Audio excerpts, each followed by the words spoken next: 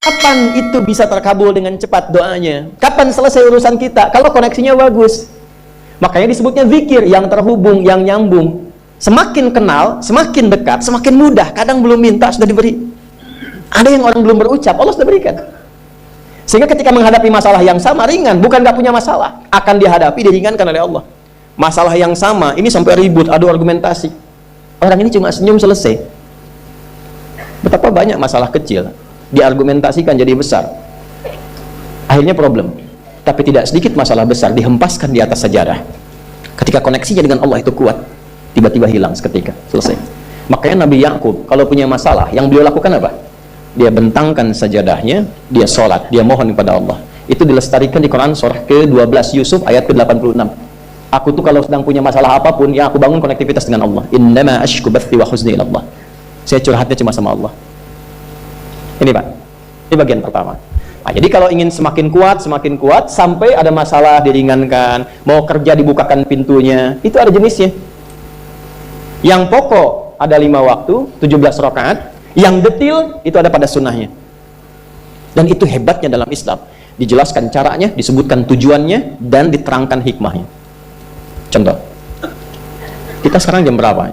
Jam 9.20. Di waktu saat ini ada waktu sholat disebut dengan sholat duha. Duha itu dibagi 3. Ada awal duha, penguat zikir, pengganti seluruh bagian zikir di tubuh kita, yang disebut dengan syuruk.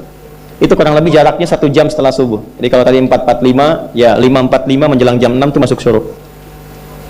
Setelah itu masuk ke jam 8 sampai ke kurang jam 10 itu pertengahan duha. Pertengahan duha. Apa fungsinya? Di antaranya mempermudah rizki. Di antaranya bilangannya berapa? 2 sampai 4 rakaat bisa dikerjakan. Ya, dan harapannya apa? Bukan pada rizkinya. Ya, jadi jangan sampai motifnya cuma sekedar keduniawi, kurang tepat.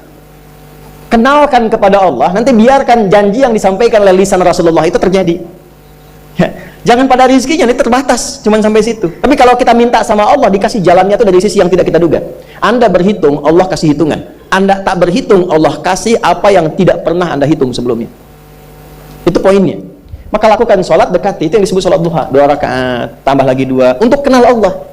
Kalau sudah merasakan dekat, sudah nyaman, sudah enak, muncullah kemudian kesan dalam hati, terserah Allah mau kasih berapa. Yang penting sudah enak, sudah damai. Di titik itulah kemudian Allah limpahkan dari apa yang nggak pernah kita duga sebelumnya. Tiba-tiba keluar, kok ada telepon, dapat proyek, dapat macam-macam. Tapi tujuan sholatnya bukan untuk proyeknya, buat kenal Allah, ulul albab ini. Kalau cuma pengen lancar, baru serabutnya. Kalau cuma pengen lulus proyek, itu baru daging luarnya. Ulul albab itu kenal Allahnya, sehingga dia tahu akses intinya tuh itu. Itu poinnya. Dan gak mahal. Emang kalau sholat duha di Anur bayar Pak? Pakai biaya. Tuh, baiknya luar biasa. Sudah? Itu satu. Kalau mau lagi misalnya, ini yang paling dahsyat nih, dibimbing kita sampai ke posisi terbaik di apapun itu. Jadi ayah terbaik, ibu terbaik, ya. Jadi karyawan strategis, di militer terbaik. Terbaik tuh gini, di tempat terbaik yang memuliakan tuh makom namanya. Makanya kuburan sering disebut makam kan, ya kan? Maksudnya apa? Maksudnya Anda selama hidup berkaryalah yang baik, ibadah yang benar, sehingga Anda wafat pun terhormat. Ya, kata makom itu pertama kali di Al-Baqarah ayat 125, makom Ibrahim. Ya. Ketika Allah sampaikan dalam Al-Quran, didapatkan di situ maqam Ibrahim, wa idh ja'alna al-baita mathabatan lin-nasi wa amna wattakhidhu min maqami Ibrahim. Makanya kalau kita tawaf, itu dari mulai Hajar Aswad, kan sampingnya dekat sekitar 5 meter ada maqam Ibrahim kan?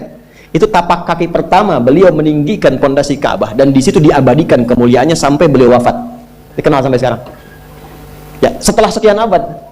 Jadi kalau kita ingin terhormat dan masih dikenang sampai kapanpun, itu maqam namanya. Tapi ada cara yang lebih hebat. Anda di posisi itu, lawan pun mengakui memang Anda yang pantas ada di situ. Itu namanya maqam mahmuda. Maqam mahmuda. Siapa yang bikin urutan 100 tokoh paling berpengaruh di dunia? Siapa? Saya tanya, yang nulis siapa namanya? 100.000? 200.000? Udah mencari langsung di Google tuh. Lambat mas, waktu habis. Michael Chart, dia yang nulis, maaf ya. Urutan pertamanya siapa? Muhammad SAW. Yang nulis itu muslim atau bukan? Kok bisa tergerak hatinya untuk menempatkan seorang nabi muslim di tempat pertama? Saya tanya begini, kenal Abu Jahal nggak? Ya Allah, makin siang nih, nggak fokus nih.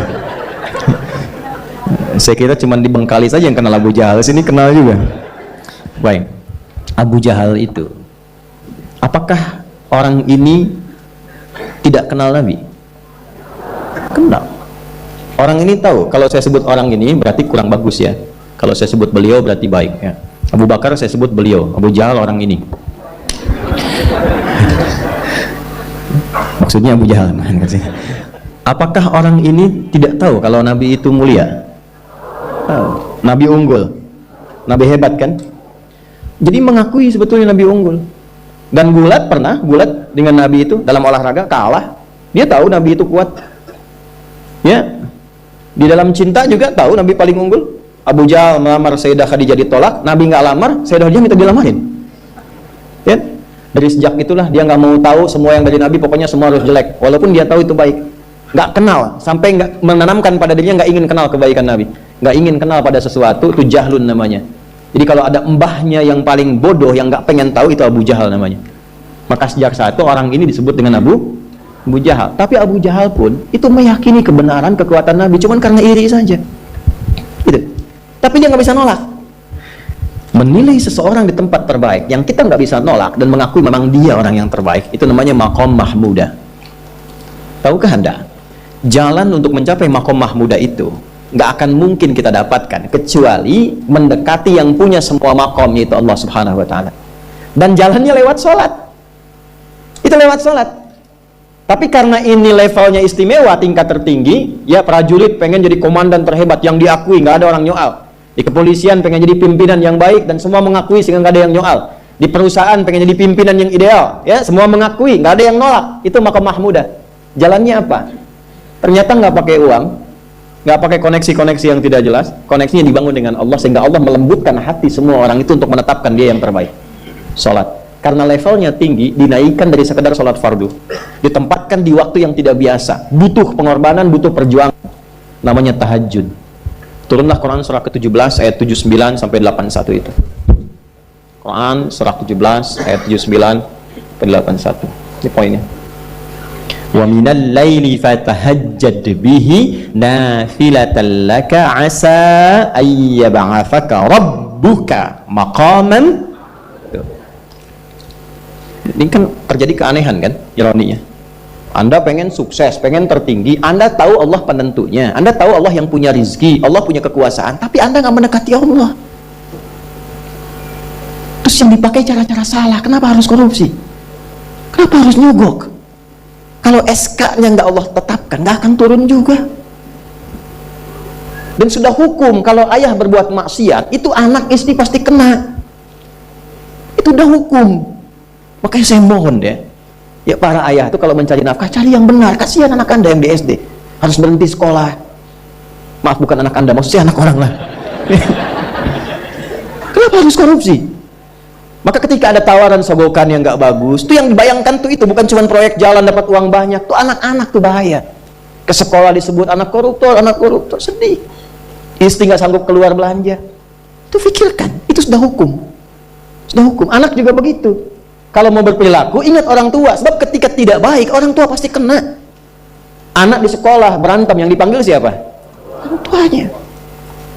Itu selalu terikat. Di rumah tangga itu selalu begitu. Karena nafas itu terikat. Semua saling mengikat. Babnya itu jelas. Nah, balik ke sini. Kalau ingin tingkat yang tertinggi, dekati pemiliknya, Allah ini. Makanya tuh harus punya itu. Itu ringan kalau sudah punya itu tuh, Allah. Saya punya Allah. Kita mau apa? Nggak takut hidup. Nabi ditodong pakai pedang. Siapa yang menyelamatkan Muhammad sekarang? Ringan. Nabi jawab, Allah. Jatuh pedang tuh. Dibalik, kamu siapa yang menyelamatkan kamu? Bingung. Dan punya Allah tuh luar biasa. Nah, ini yang harus tanamkan pada jiwa. Punya Allah sebagai Tuhan. Kalau sudah dekat, kenal, baik dengan itu, akses mudah semua. Dan yang paling indah itu apa? Menerima apa yang Allah tetapkan. Hari ini nggak dapat, alhamdulillah. Saya masih dikasih jalan. Alhamdulillah, besok belum dapat. Ada akumulasi, paham? Paham. Nah, itu nggak mungkin bisa dapat rasa itu. Salah satunya, ikhtiarnya apa? Nih tahajud. Dan hebatnya kenapa sholatnya disebut tahajud, tidak disebut sholat hajat. Ada hajat, ada tahajud, beda. Hajatun, hajada, hajadun, ada tahajjada, ya tahajud, tahajud, beda. Tahajud itu situ aja. Ini sengaja nggak saya hapus nih. Mana staf saya? Oh, foto nih ya. Saya hafal insya Allah. Tahajud asalnya dari kata hajada, begini, ha, jim, dal, ditambah ta di depannya, lalu ada tasydid sebelum akhirnya. Nih, ini akarnya 3 huruf, ha, jim, dal.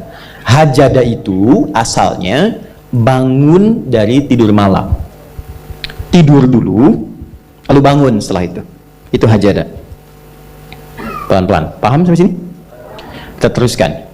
Kalau kita ingin berusaha untuk bangun, mengoptimalkan diri untuk bangun, maka tambahkan tak di depannya. Berusaha untuk mendapatkan atau mencapai sesuatu. Kalau yang kita akan lakukan itu tidak mudah, nggak gampang bangunnya, sehingga butuh rencana, butuh persiapan, ya kan? Maka tambahkan tasydid sebelum huruf akhirnya. Dari kata syiddah, apa yang mau dikerjakan ini nggak mudah. Memang pengen bangun itu jam 3, tapi kan nggak tiba-tiba ujuk-ujuk bangun jam 3, belum tentu, ya kan? Kita harus rencanakan dulu supaya bisa bangun. Saat bangun itu siap, bukan cuma bangun. Bangun jam 3, sholatnya 4:30, ya kan jauh. Maka untuk bangun jam 3 itu butuh persiapan, nih syiddah. Maka rencanakan, pasang alarm 3 kali.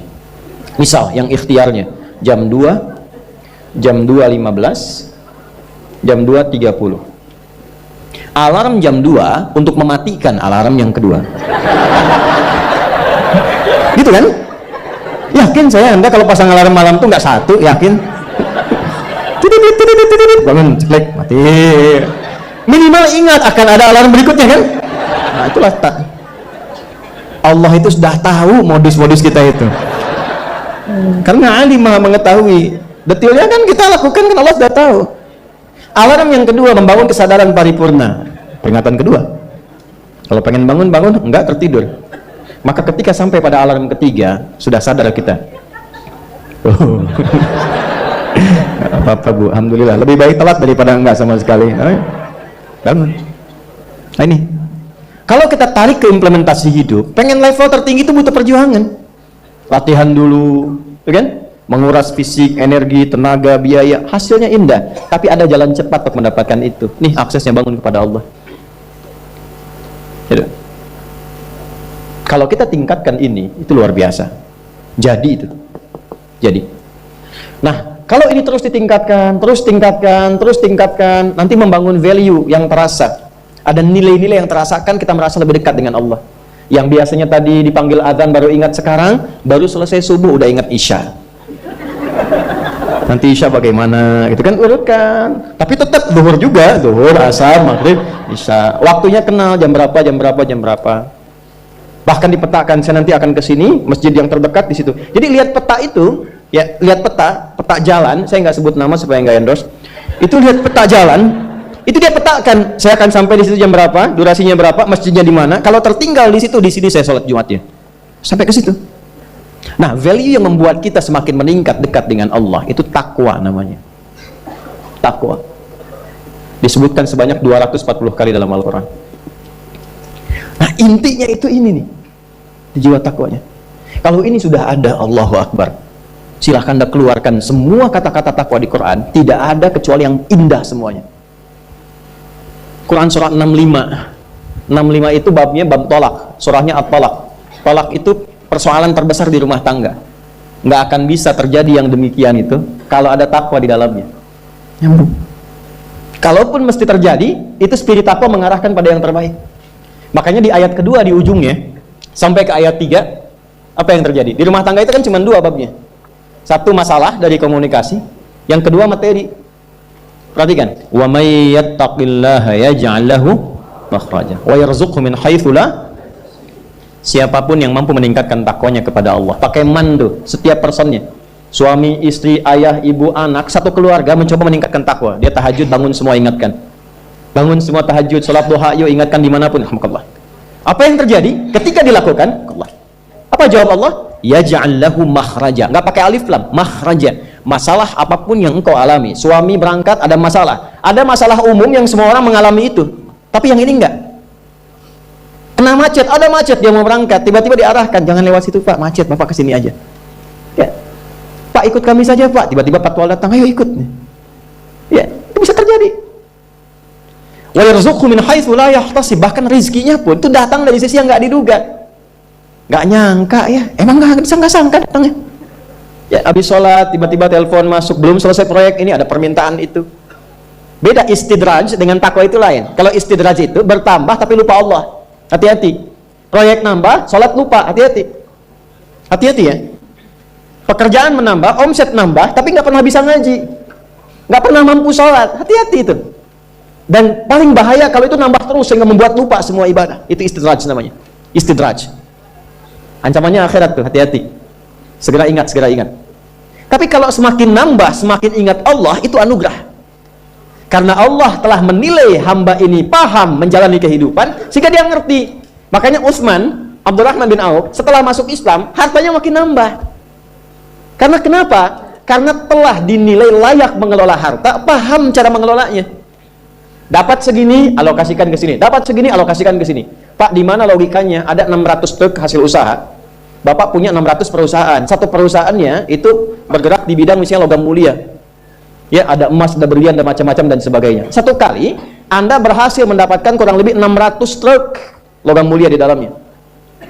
Mau datang kemudian ke tempat Anda di jalan. Tiba-tiba apa yang terjadi? Ada komen tetangga kepada Anda. Misal, komennya nggak langsung, cuma ke teman tetangga Anda dengar. Waduh, Pak Asep hisabnya luar biasa kayaknya. Hisabnya, bukan berliannya. Hisabnya luar biasa, terus nyampe di telinga Anda. Kira-kira ketika mendengar itu respon Anda apa?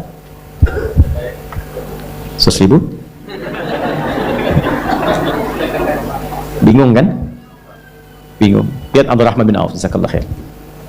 Datang 600 kafilah pakai unta. Isinya semua emas, berlian, perak, macam-macam. Heboh Madinah, bum bum bum bum bum bum bum. Tiba-tiba Sayyidah Aisyah komen radhiyallahu taala anha. Beliau kan yang terdekat dengan Nabi, satu istri Nabi SAW. Jadi kalau sudah ring satu Nabi, ada yang komen, kita tuh cuma 3 sikapnya. Like, share, and subscribe. Nggak usah ikut komen lagi. Sukai, share, subscribe. Ikuti jalannya. Apa komennya? Secara singkat, aku pernah mendengar Nabi SAW mengatakan, Abdurrahman bin Auf itu agak lambat hisabnya. Ya, selambat-lambatnya cepat juga dibanding kita kan? Ya? Maksudnya apa? Ingin menggambarkan betapa banyak kekayaannya. Scan, checklist, semua. Ketika mendengar komen itu, apa kata Abdurrahman bin Auf? Saya jadikan semua yang baru datang itu saya sedekahkan semua untuk orang Madinah, supaya mempercepat hisabnya itu. Saya sedekahkan semua. Bisa nggak begitu? Coba lihat handphone antum itu.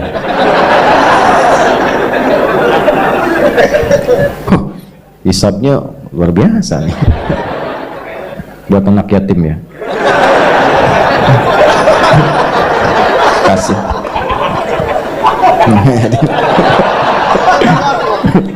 Antum yatim itu kalau belum balik. Ini udah bisa nyari sendiri. Dari perjalanan yatim itu butuh perhatian. Banyak di luar anak-anak yang masih butuh perhatian. Buat yatim ya. Nah, mudah. Nah, itu yang maksud saya katakan, itu nggak mudah. Tapi kalau kita diberikan anugerah oleh Allah, pandai mengelola sesuatu sesuai dengan kehendak Allah, ini kasih semua. Udah ya? Nah ini, ya jadi sekarang saya cuma pesan 2, nggak banyak-banyak. Sholat sama Quran. Para orang tua sehari sehalaman aja nggak apa-apa, nggak usah banyak-banyak, 1 halaman atau berapa ayat. Yang penting ngaji. Yang penting ngaji, nanti lihat berkahnya. Dan jangan cukupkan pada yang 5 ya. Ya, ini bukan hukumnya wajib, bukan. Yang wajib tetap 5 waktu. Kalau bisa naikkan, walaupun mungkin 2 rakaat malamnya, witir 1 rakaat, atau duha ambil salah satu, rawatib misalnya. Itu konsisten kan? Istiqomah di situ. Nanti lihat apa yang terjadi. Demi Allah saya katakan, kalau mau coba tuh gini ya.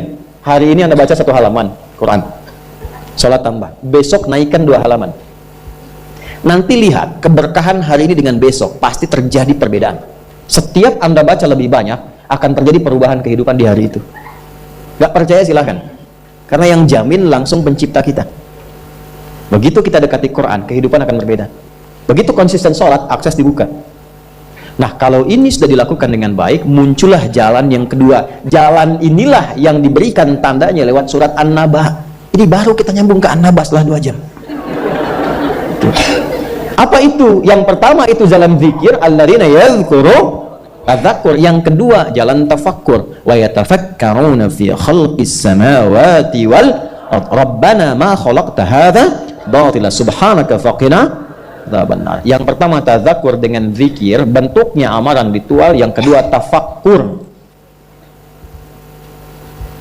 menjadikan semua objek kegiatan lillah. Wa yatafakkaruna fi khalqis samawati wal ard. Kalau zikirnya sudah mantap, maka dampaknya ada ke fikir, karena fikirannya akan dibimbing oleh jiwanya.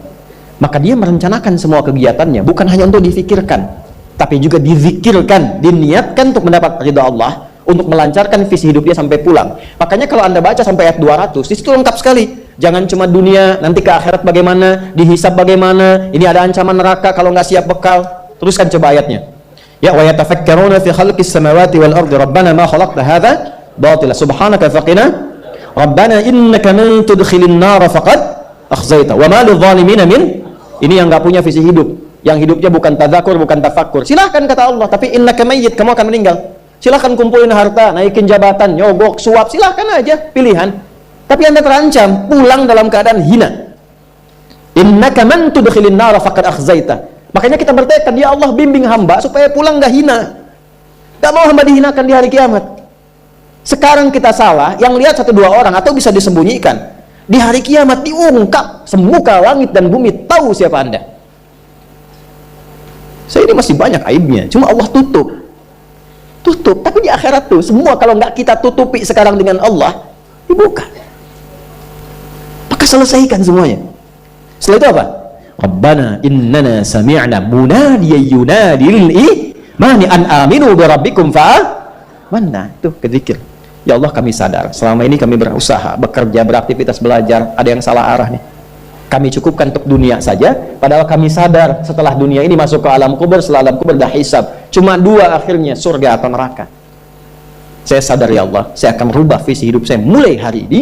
Saya siapkan aktivitas kehidupan saya bukan cuma untuk dunia, tapi visinya sampai akhirat. Gimana Allah ridha? Pekerjaannya tetap. Anda tetap di kantor juga, yang di militer-militer, di kepolisian-polisian, yang kerja-kerja, yang bertani-bertani. Cuma visi hidupnya apa? Sudah sampai akhirat. Gimana caranya kerja tidak menyakiti orang, tidak menipu, tidak menyogok, sholat masih terjaga, baca Quran masih bisa dilakukan. Toh meninggal juga. Kalau Allah berikan, saya tata. Dapat harta, belajar fikih harta. Belajar. Sehingga tahu mengelolanya. Oh, ini untuk keluarga, Quran surah 4 ayat 34. Oh, ini yang zakat, Quran surah 9 ayat ke-60. Ini yang infak, Quran surah kedua ayat 215. Ini yang umum, Quran surah kedua ayat 261. Keluar semua. Sehingga saat mendapatkan harta itu sudah paham kemana ditempatkan. Saat hisab ditanya, dari mana didapatkan, kemana kamu keluarkan? Jawabnya ringan. Ya Allah, Engkau yang maha mengetahui. Aku dapatkan dengan seperti ini, aku keluarkan sesuai dengan perintahmu. Dibuka filenya, tampakkan, CCTV dibuka, keluar. Benar. Checklist, ping. Udah, cepat masuk surga. Ya Allah, Engkau maha tahu. Dari mana aku dapatkan? Kemana aku keluarkan? Buka filenya, keluar. Salah. Neraka. Hidup coba begitu. An aminu bi rabbikum. Selama di dunia diseru fa'amanna. Kita sadar ada yang salah. Rabbana faghfir lana dzunubana wa kaffir 'anna sayyi'atina wa tawaffana ma'al abrar. Rabbana wa atina ma wa'adtana 'ala rusulika wa la tukhzina yawmal innaka la tukhliful. Sampai sini aja itu udah visi hidup. Ya Allah, kemarin banyak yang salah, saya mau tata lagi. Ibu merawat anak karena cinta anak atau karena Allah? Masa? Coba lihat anaknya yang perempuan pakai jilbab tidak, sekolahnya di mana, sholatnya bagaimana, Qurannya bagaimana, supaya ringan hisabnya Bu saat pulang. Pak juga ya, ini koreksi. Setelah itu ingat, baru kita punya harapan, ingin sekomplek di surga dengan para rasulmu ya Allah. Tuh. Ya, tadi kan rusulika wala tukhzina yaumal qiyamah. Kami pengen sekomplek seperti yang kau janjikan. Maka diturunkanlah caranya. Di situ ada Quran surah keempat ayat 69. Ya kan? Wa may yuti'illaha wa rasul fa ulaika ma'al ladzina an'ama Allahu 'alaihim minan nabiyyina was-siddiqina wasyuhada'i was-salihin wa hasuna ulaika rafiqa. Siapa yang pengen sekomplek dengan semua nabi yang pernah bertugas di bumi, maka taati Allah dan Rasulnya. Jadi 3 golongan selain nabi. Siddiqun, orang yang membenarkan tuntunan kemudian dia kerjakan. Syuhada, orang yang berjuang hidupnya untuk menaati Allah lalu wafat. Salihin, jadi orang soleh, yang penting jaga konsisten dalam kebaikan. Nah, kalau itu sudah dapat, kemanapun Anda beraktivitas, ingat Allah. Itu yang dimaksud, alam naj'alil arda mihada wal jibala wa khalaqnakum wa ja'alna naumakum wa ja'alna al-laila wa ja'alna an-nahara wa banayna fawqakum sab'an. Nah, perhatikan baik-baik, itu runtut semua. Jadi Anda yang kembali riset, lihat gunung, yang di geologi, yang ditambangnya apa, ingat Allah. Sehingga nggak mungkin nambang sembarangan. Kan? Kemudian apalagi yang bekerja siang malam, siangnya bekerja, ingat Allah. Rebahan berbaring, wa ja'alna laila libasa, ingat Allah. Lihat pasangan, wa khalaqnakum azwaja, lihat istri titipan Allah, lihat suami titipan Allah. Maka bikin pikiran, direnungkan sampai hari kiamat. Makanya nanti sampai ayat 40 itu suasana hisab. Ya, semua sampai ke ujung. Sampai ke ujung. Sampai ayat 40 suasana akhirat. Enggak ada yang bicara, la yatakallamuna illa man adzina lahu rahmanu wa qala. Sampai di ujung, sampai hisab. Nah, kalau ingin bikin visi hidup sampai kiamat, jangan cuma dunia, siapkan sampai pulang. Itulah intisari surat An-Naba itu. Ya, sampai ke ujungnya. Jadi pada intinya adalah lakukan yang bermanfaat, ubah cara hidup kita. Setelah itu dekati Allah dengan tadzakkur, terapkan dalam tafakkur di semua bagian aspek kehidupan kita. Jadi apapun Anda, nggak dicegah. Mau jadi pilot silahkan, jadi insinyur silahkan, ya. Mau jadi menteri, jadi pejabat, di militer, di polisi silahkan. Value takwanya kita keluarkan. Yang penting takwanya.